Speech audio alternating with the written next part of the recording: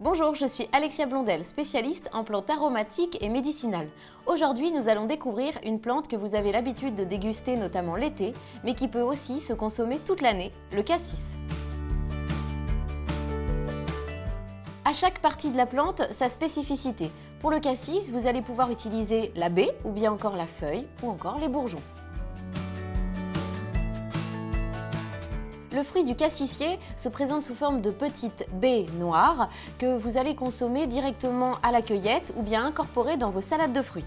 Ces petites baies ont un goût acidulé qui révèle leur forte concentration en vitamine C.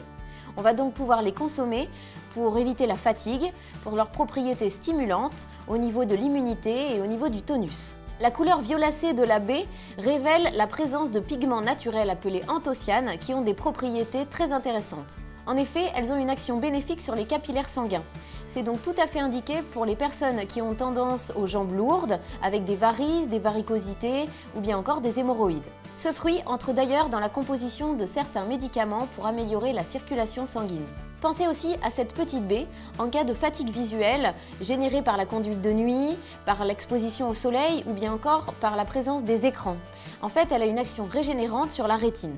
Et n'oublions pas que ces petites baies contiennent des flavonoïdes qui ont les propriétés antioxydantes sur nos cellules tant recherchées. Je vous recommande la consommation de baies fraîches pour en retirer tous les bénéfices et en dehors de l'été, vous pouvez tout à fait avoir recours au jus sans sucre ajouté. Vous pouvez également congeler vos récoltes estivales car le froid va conserver toutes les propriétés thérapeutiques. Les molécules que contiennent cette baie sont très sensibles à la lumière et à la chaleur. Préférez donc la consommation de la baie fraîche. Dans le cassis, il n'y a pas que les baies que vous allez pouvoir consommer, mais il y a également les feuilles qui recèlent de nombreuses propriétés en phytothérapie. On utilise la feuille pour soulager les différents types d'inflammations présentes au niveau de l'organisme. Elle est particulièrement indiquée en cas de douleurs articulaires, que ce soit pour l'arthrose ou bien encore les rhumatismes.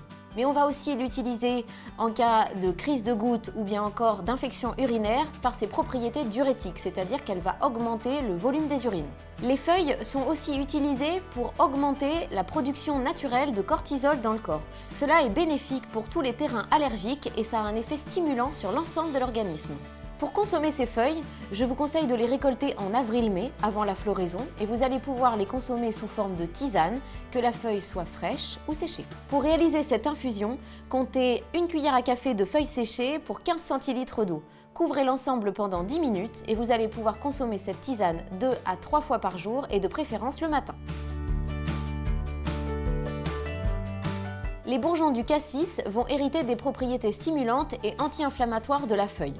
Vous allez pouvoir les consommer pour un effet coup de fouet, mais également pour tous les terrains inflammatoires, que ce soit les douleurs articulaires comme les allergies.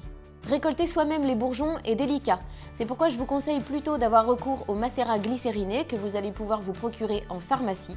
On utilise ce macérat en cure de 3 semaines et ce sont des gouttes à diluer dans l'eau. Pour la quantité et la posologie, référez-vous à ce qu'il y a indiqué sur l'étiquette et en cas de doute, demandez conseil à votre pharmacien. Il y a d'autres galéniques qui existent comme les extraits secs mais également les extraits fluides ou encore la teinture mère.